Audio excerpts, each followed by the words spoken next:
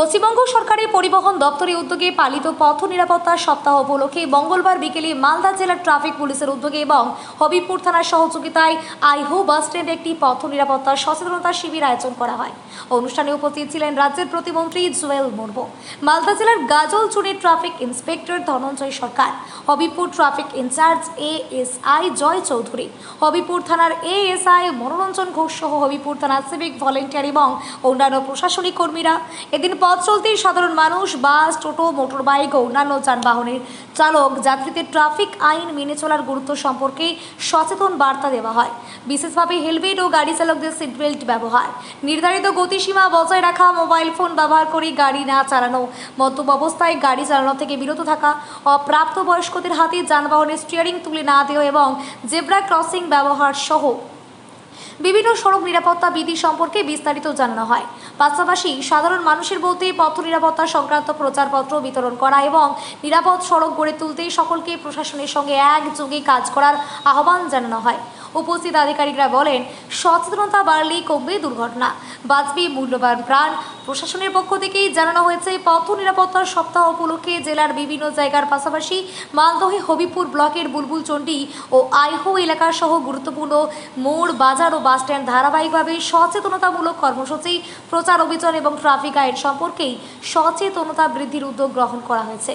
সড়ক দুর্ঘটনা রোধে আইন প্রয়োগের পাশাপাশি সাধারণ মানুষের সক্রিয় অংশগ্রহণই নিরাপদ সড়ক গড়ে তোলার অন্যতম প্রধান চাবিকাঠি বলেই মত প্রকাশ করেন উপস্থিত আধিকারিকেরা। কি বার্তা দিলেন? আজকে মালদা জেলার ট্রাফিকের পক্ষ থেকে যে রাস্তা নিরাপদ, যে গতকালে আমাদের যে শুরু হয়েছে, ওপেনিং হয়েছে মালদা জেলাতে, বড় ধরনের প্রোগ্রাম হয়েছে। সমস্ত নাগরিক বিন্দুদেরকে জানানোর জন্যে, যারা আমরা সবসময় গাড়িতে আমরা সবসময় চলি এবং যানবাহনের মধ্যে দিয়ে সবসময় আমাদেরকে চলতে হয়।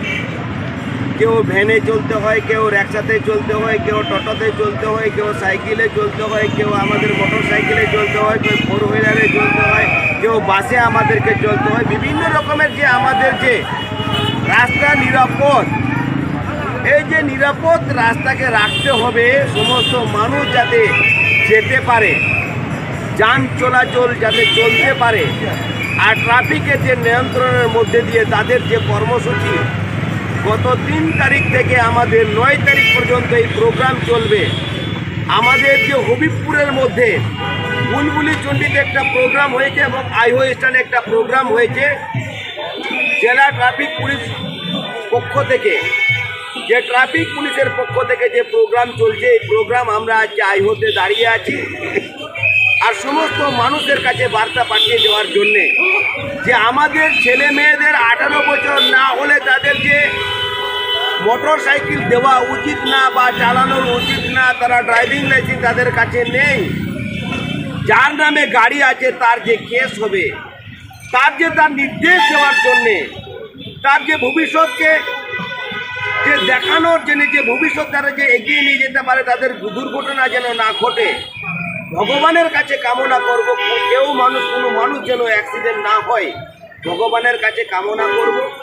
আমাদের মালদাবাসী, আমাদের পশ্চিমবঙ্গবাসী, আমাদের হবিবপুরবাসী যাতে কোনো দুর্ঘটনা না ঘটে, তার জন্য যেটা এইখানে যে সতর্ক বার্তা এবং রাস্তা নিরাপদ, যা মালদা ট্রাফিক পুলিশের পক্ষ থেকে যে প্রোগ্রাম চলছে, আমাদের যে মোটর সাইকেলের আমাদের ইন্স্যুরেন্স দরকার, ইন্স্যুরেন্স থাকা দরকার, যিনি চালাবেন তাদের যে ড্রাইভিং লাইসেন্স দরকার, তার যে ধোঁয়া চেকের কাগজপত্র দরকার, এবং মোটর সাইকেলের কতজন যে উঠতে পারবে তার যে একটা নির্দেশ অনুযায়ী যাতে সেই নিয়মের মধ্যে দিয়ে যায়, কোনো মানুষের যে মোটর সাইকেলের কেস যেন না হয়। যে আমাদের যারা ফোর হুইলার দিয়ে যারা চলে, যারা ভাড়া যে